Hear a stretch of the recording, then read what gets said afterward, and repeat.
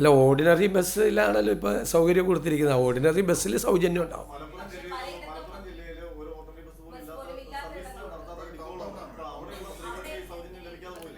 അല്ല, അവിടുത്തെ സർവീസുകളിലെ 28% ഉള്ളൂ KSRTC ബസ്സുകൾ. 28% KSRTC ബസ്സുകളുണ്ട്. തിരുവനന്തപുരത്തുള്ളത്തരം KSRTC ബസ്സുകൾ മലപ്പുറത്തില്ല എന്നുള്ളത് ശരിയാണ്. പക്ഷേ 28% ഉണ്ട്. ഓർഡിനറി ബസ് ഇല്ലായികയല്ല, 28% മൊത്തം സർവീസുകളിൽ 28% ഈ പറയുന്ന ജില്ലകളിലുണ്ട്.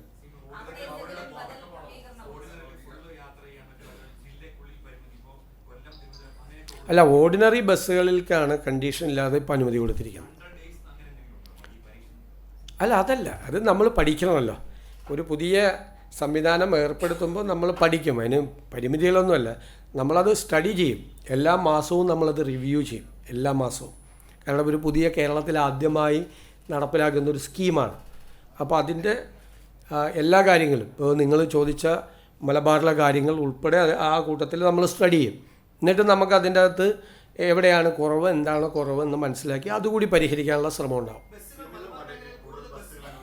അല്ല, അത് ആലോചിക്കും നമ്മളത്. ഇത് നമ്മൾ സ്റ്റഡി ചെയ്യട്ടെ. ഓരോ ജില്ലയിൽ നിന്നും എത്ര പേരാണ് ഒരു ദിവസം ഓർഡിനറി ബസ്സിൽ കയറുന്ന സ്ത്രീകളുടെ എണ്ണം എത്രയാണ്, ഒരു മാസം എത്ര വരും എന്ന് നമ്മൾക്കിപ്പോൾ ഉള്ളത് KSRTCയിലത്തെ നിലവിലത്തെ ഒരു സർവേ നടത്തിയിട്ടുള്ള കണക്കാണ്.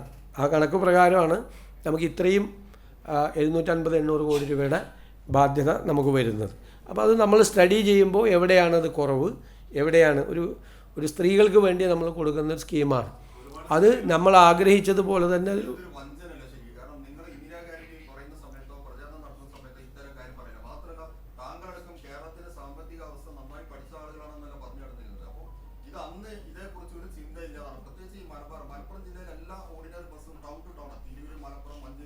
ഇത് 2-3 പ്രാവശ്യം ഇതേ ചോദ്യം തന്നെ 3 പേര് ചോദിച്ചിട്ട് ഞാൻ നല്ല ഭംഗിയായിട്ട് മറുപടി പറഞ്ഞതാണ്. അത് പഠിച്ച് അതിനുള്ള ഓൾട്ടർനേറ്റീവ് സംവിധാനം ഏർപ്പെടുത്തുന്നു. പിന്നെ വഞ്ചന എന്നൊക്കെയുള്ള വാക്ക് ആളുകൾക്ക്, സ്ത്രീകൾക്ക് KSRTCയിൽ സൗജന്യ യാത്ര ഓർഡിനറി ബസ്സുകളിൽ അനുവദിക്കാനുള്ളൊരു സ്കീം 800 കോടി രൂപയോളം വരുന്നൊരു ബാധ്യതയുള്ള ഒരു സ്കീം പ്രഖ്യാപിച്ചിട്ട് വഞ്ചന എന്ന് പറയുകയാണെങ്കിൽ താങ്കൾ പ്രതിനിധാനം ചെയ്യുന്ന സ്ഥാപനത്തിൻ്റെ അഭിപ്രായമായിട്ട് അത് നാളെ എഴുതിക്കോ, സ്ത്രീകളെ വഞ്ചിച്ചു എന്ന് പറഞ്ഞു. അല്ലാതെ ഞാൻ വേറെ അഭിപ്രായമൊന്നും അതിനെക്കുറിച്ച് പറയുന്നില്ല.